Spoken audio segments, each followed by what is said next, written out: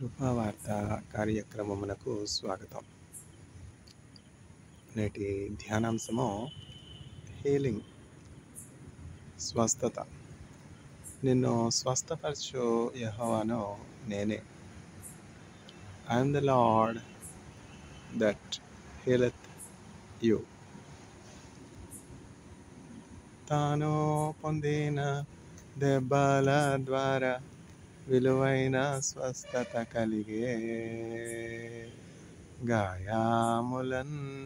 గాయములన్ నా కొరకు పొందేనో యేసు ప్రభు.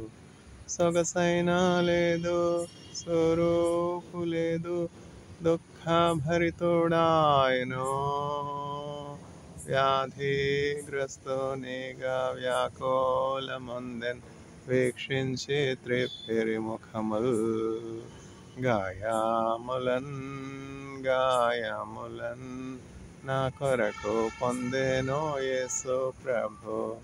నా కొరకు పొందేనో యేసు ప్రభు.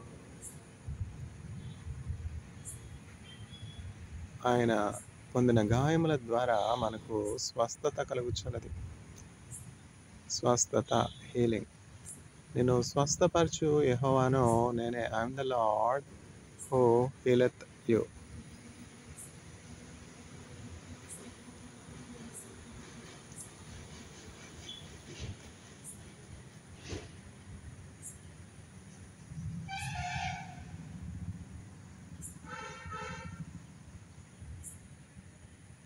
స్తోత్రం చెల్లింతుమా,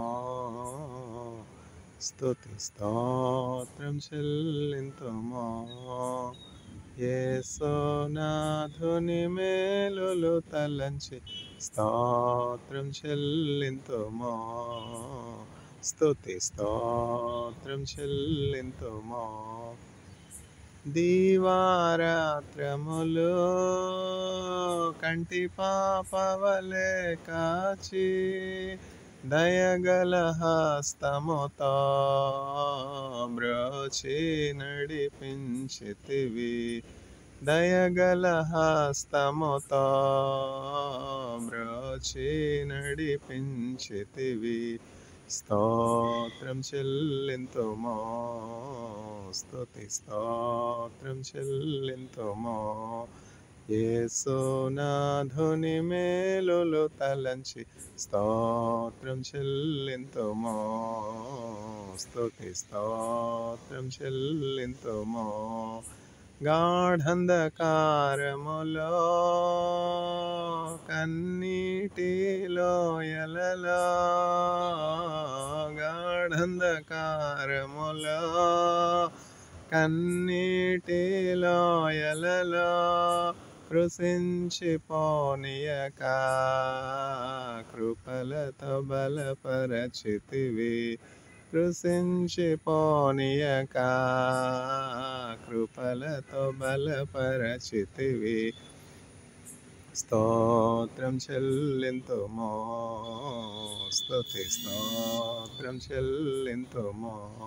యేసునాథుని మేలులు తలంచి స్తోత్రం చెల్లింతుమా. స్తుతి స్తోత్రం చెల్లింతుమా. సియోను మార్గములో పలు శోధనలు రాగా, సియోను మార్గములో పలు శోధనలు రాగా, సాతాను జయించుటకు విశ్వాసమునిచ్చితివి. స్తోత్రం చెల్లింతుమా. స్తుతి స్తోత్రం చెల్లింతుమా. యేసునాథుని మేలులు తలంచి స్తోత్రం చెల్లింతుమా. స్తుతి స్తోత్రం చెల్లింతుమా. సిలువను మోసుకొని సువార్తను చేపట్టి, సిలువను మోసుకొని సువార్తను చేపట్టి, యేసును వెంబడింప ఎంతో భాగ్యము నిశ్చితివి. స్తోత్రం చెల్లింతుమో, స్తుతి స్తోత్రం చెల్లింతుమో. యేసునాథుని మేలులు తలంచి స్తోత్రం చెల్లింతుమో, స్తుతి స్తోత్రం చెల్లింతుమో. సజీవయాగముగా మా శరీరము సమర్పించే, సజీవయాగముగా మా శరీరము సమర్పించే. సంపూర్ణ సిద్ధి నొంద శుద్ధాత్మను నొసగితివి. సంపూర్ణ సిద్ధి నొంద శుద్ధాత్మను నొసగితివి. స్తోత్రం చెల్లింతుమో, స్తుతి స్తోత్రం చెల్లింతుమో. యేసునాథుని మేలులు తలంచి స్తోత్రం చెల్లింతుమో, స్తుతి స్తోత్రం చెల్లింతుమో.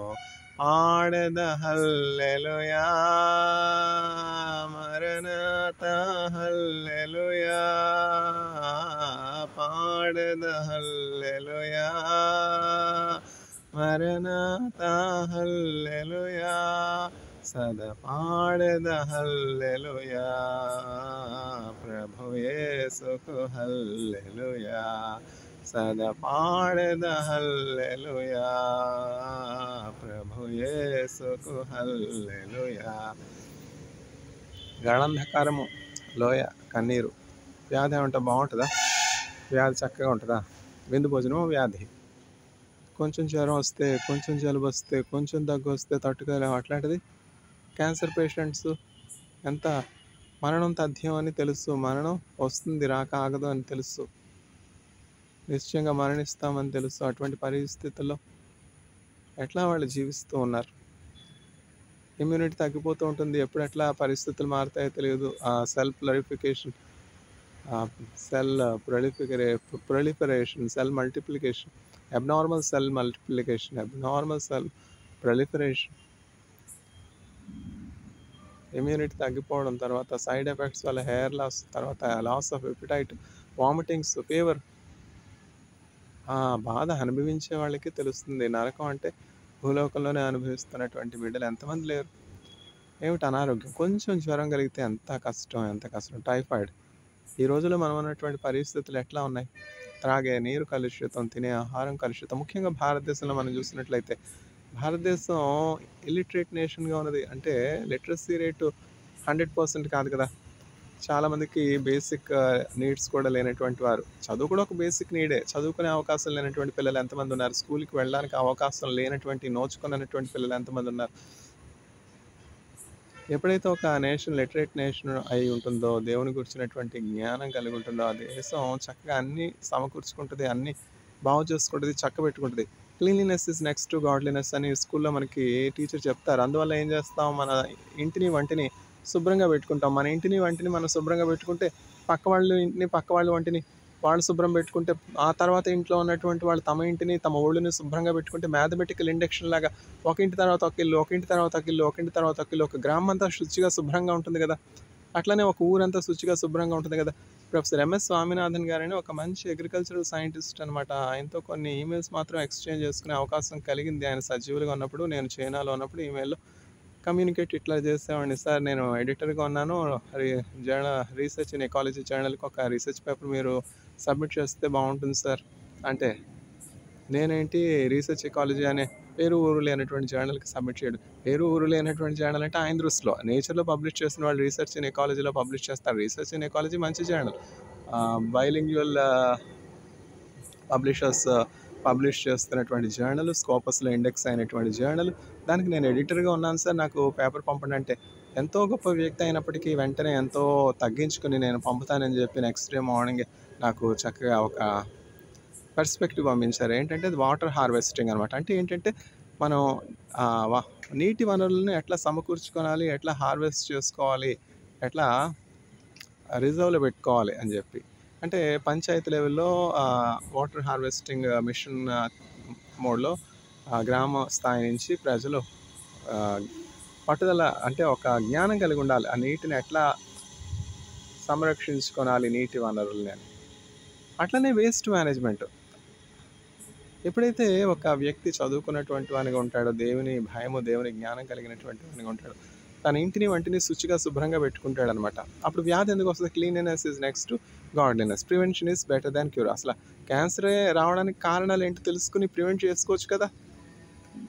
మాక్సిమం క్యాన్సర్ 3 రకాలైనటువంటి కారణాల వల్ల వస్తుంది. ఒకటి హెరిడిటరీ, అది మనం ఏం చేయలేం. 2 తినే ఆహారం. Third life styles. ఈ ఐటీ వచ్చిన తర్వాత ఎప్పుడు పండుకుంటారో తెలీదు, ఎప్పుడు లేస్తారో తెలీదు, ఏం తింటారో తెలీదు. మీల్స్ స్కిప్ చేసేది, సరైనటువంటి ఆహారం తినకపోయేది, వీటన్నింటి వల్ల క్యాన్సర్ వస్తుందన్నమాట.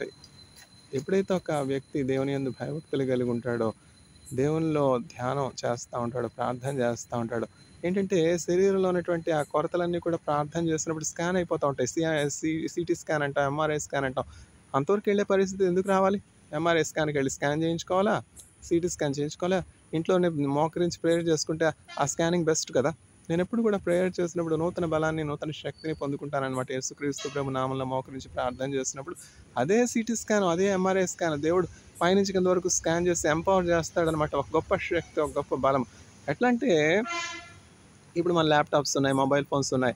ఆ కేబుల్ ఎలక్ట్రిక్ సప్లైకి కనెక్ట్ చేసి తర్వాత ల్యాప్టాప్లో కనెక్ట్ చేయకపోతే ఛార్జ్ అవుతుందా ల్యాప్టాప్? మొబైల్ ఫోన్ ఛార్జ్ అవుతుందా? అది మనం కూడా దేవుని నుండి బలం పొందుకొనవలసినటువంటి వారమే ఉన్నాం. మనం కూడా దేవుని నుండి శక్తి, జీవము, జ్ఞానము పొందుకొనవలసినటువంటి వారమే ఉన్నాం. సొలొమోను అంత జ్ఞానం ఎట్లా కలిగి ఉన్నాడు, అంత ఐశ్వర్యం ఎట్లా కలిగి ఉన్నాడు? దేవుని దగ్గర అడిగాడు, ప్రభా నేను బాలుడును. బాలుడంటే అప్పటికేం బాలుడు కాడు, అప్పుడు యవన ప్రాయంలో ఉన్నాడు. పట్టాభిషేకం అయింది, రాజుగా ఇజ్రాయెల్ దేశంపై రాజుగా ఉన్నాడు. తన తండ్రి అయినటువంటి దావీదు పరంపదించాడు, మరణించాడు. అప్పుడు రాజ్యభారం అంతా అతని మీద ఉన్నది. ఆ రాజ్యభారం ఎంత కష్టమైందో అతనికి తెలుసు. అసలు నిజంగా రాజ్య పరిపాలన చేయాలి అన్న వాళ్ళకి కష్టం, ప్రజలకు మంచి పరిపాలన ఇవ్వాలి అన్న వాళ్ళకి ఆ కష్టం తెలుస్తుంది. ప్రజలు ఎటుపోతే పోతారు, నేను బాగుంటే చాలు, నా ఇంటి వాళ్ళు బాగుంటే చాలు, నా భార్య బిడ్డలు బాగుంటే చాలు, నేను ధనం సంపాదించుకుంటే చాలు అనుకునే వాళ్ళకి ఏ కష్టం ఉండదు కదా. సొలొమోను ప్రజల పట్ల ఎంతో బాధ్యత, భారం కలిగి ఉండటం వలన దేవుని సన్నిధిలో విచారణ చేస్తున్నాడు, విజ్ఞాపన చేస్తున్నాడు. ప్రభా నేను బాలుడును, ఈ ప్రజలను ఎట్లా పరిపాలించాలో నాకు తెలియదు, ఈ ప్రజలు గొప్పవారు, ఈ ప్రజలు నీ జనాంగమై ఉన్నారు, వీరందరినీ చక్కగా నీతి న్యాయాలతో పరిపాలించడానికి నాకు కావాల్సినటువంటి జ్ఞానం దయచే ప్రభా, జ్ఞాన హృదయం దయచే ప్రభా అని అడుగుతున్నాడు అనమాట. నీతి న్యాయముతో పరిపాలించాలి. అదే నీతి న్యాయములు ఆయన సింహాసనమునకు ఆధారభూతములని చెప్పి సొలొమోను తెలుసుకుని, ప్రభా ఈ ప్రజలకు న్యాయం తీర్చుట ఎవరి వస్తువు నాయన? చూడండి ఎన్ని కేసులు పెండింగ్లో ఉన్నాయి ఇండియాలో, ఎన్ని బ్యాక్లాగ్ కేసులు ఉన్నాయి. ఎందుకని? వేకెన్సీస్ ఫిల్ చేసేదే లేదు, లాయర్స్ని ఫిల్ చేసేదే లేదు, జడ్జెస్ పోస్టులు ఫిల్ చేసేదే లేదు. ఏంటంటే ఫండ్స్ లేవు, శాలరీస్ ఇవ్వడానికి రీసోర్సెస్ లేవు. ఏమైపోతున్నాయి రీసోర్సెస్? అడిగేవాళ్ళు ఎవరున్నారు, చెప్పేవాళ్ళు ఎవరున్నారు? దేశం అభివృద్ధి చెందుతుంది, జీడీపీ 8కి వెళ్ళింది, 9కి వెళ్ళింది అంటారు కానీ ఆ బ్యాక్లాగ్ పోస్టులు ఫిల్ చేసేది లేదు. గొప్ప గొప్ప యూనివర్సిటీస్ అన్ని దెబ్బలుగా ఏమి ఎందుకు పనికిరానటువంటి పాడుబడినటువంటి బీడులాగా ఉన్నాయి. ఒక రీసెర్చ్ లాబొరేటరీ బిల్డ్ చేసేది లేదు, క్రొత్త ఇనిషియేటివ్స్ తీసుకునేది లేదు, క్రొత్త ఫ్యాకల్టీ రిక్రూట్మెంట్ లేదు. ఫ్యాకల్టీ లేని యూనివర్సిటీస్ ఎట్లా ఉంటాయి? వైద్యులు లేని హాస్పిటల్స్ ఎట్లా ఉంటాయి? పేషెంట్స్ని ఎవరు చూస్తారు? అదే కదా. Understaffed hospitals are understaffed, nurses ఉండరు, మెడికేషన్ ఫెసిలిటీ ఉండవు, మెడిసిన్స్ ఉండవు. చైనాని చూసి మనం ఎంతో నేర్చుకోవలసిన వారమై ఉన్నాం. చైనా కూడా 1.4 బిలియన్ ప్రజలే కదా. చైనాకి ఇండియాకి వ్యత్యాసాలు ఉన్నాయిలేండి. చైనా వచ్చి 100% డెమోక్రటిక్ కంట్రీ కాదు. రూలర్స్కి ఎక్సెప్షనల్ పవర్స్ ఉంటాయి కరప్షన్ చక్కగా హ్యాండిల్ చేయడానికి. ఇండియా కాంప్లికేటెడ్ సిచ్యువేషన్ అయినప్పటికీ మనం అభివృద్ధి చెందుతున్నాం, కానీ ఇంకా అభివృద్ధి చెందవలసినటువంటి వారమైనా అది ఎక్కడ సాధ్యం, ఎలాగ సాధ్యం అంటే చైనా గత 30 సంవత్సరాలు యేసుక్రీస్తు ప్రభుకి చోటిచ్చింది, సువార్తకు చోటిచ్చింది. ఆ సువార్త వలన జ్ఞానం పొందుకొని తమ జీవితాలు ఒక్కొక్క ఫ్యామిలీ రేంజ్ నుంచి దిద్దుకోవడం బట్టి చక్కగా వారి జీవితాలు క్రీస్తు వాక్యం ఆధారంగా చేసుకుని కట్టుకోవడాన్ని బట్టి ఇప్పుడు చైనా అమెరికాతో కంపీట్ అవుతున్నటువంటి దేశం అయిపోయింది. అమెరికా ఏ వైభవంతో ఉండేదో ఆ వైభవానికి చైనా రావట్లేదా? నిజంగా చెప్పాలంటే నేను కొరియాలో ఉన్నాను, ఇజ్రాయెల్లో ఉన్నాను, చైనాలో ఉన్నాను, ఇండియాలో ఉన్నాను, కానీ కాస్ట్ ఆఫ్ లివింగ్ ఎక్కడ తక్కువ అంటే చైనాలోనే. ఎక్కడ హైజీన్ ఎక్కువ అంటే చైనాలో నేను చెప్పుకోవాలి. నేనైతే ఏమనుకున్నానంటే 1.4 బిలియన్ ప్రజలున్నారు. అక్కడేమో చాలా ఇండస్ట్రియలైజ్డ్ నేషను. అంతా పొల్యూషన్ ఎమిషన్స్ ఉంటాయేమో, తర్వాత ట్రాన్స్‌పోర్టేషన్ ఫెసిలిటీస్ అంత బాగోవేమో అని చెప్పి అనుకున్నాను. కానీ అక్కడికి వెళ్లి చూస్తే అస్సలు పొల్యూషనే కనపడదు. ఎందుకంటే that pollution is compensated the industrialization is compensated by planting more and more trees అనమాట. అంత జ్ఞానం వాళ్ళకి ఎట్లా వచ్చింది? దేవుడిని అంగీకరించడాన్ని బట్టి, యేసుక్రీస్తు ప్రభు వాక్యాన్ని అంగీకరించడాన్ని బట్టి. చైనా ఎంతగానో అభివృద్ధి చెందుతుంది. ఇట్లాంటి మాదిరి మనం చూసి భారతదేశంలో మన పిల్లలకి దేవుని యొక్క భయభక్తులు నేర్పించాలి. దేవుని వాక్యం వాళ్ళకి నేర్పించాలి. అప్పుడు వారు నీతి న్యాయాలు కలిగి తమ జీవితాలు జీవించేవారుగా, తమ పొరుగువారికి హాని చేసేవారుగా కాకుండా, కీడు చేసేవారుగా కాకుండా, మేలు చేసేవారుగా ఉంటారు.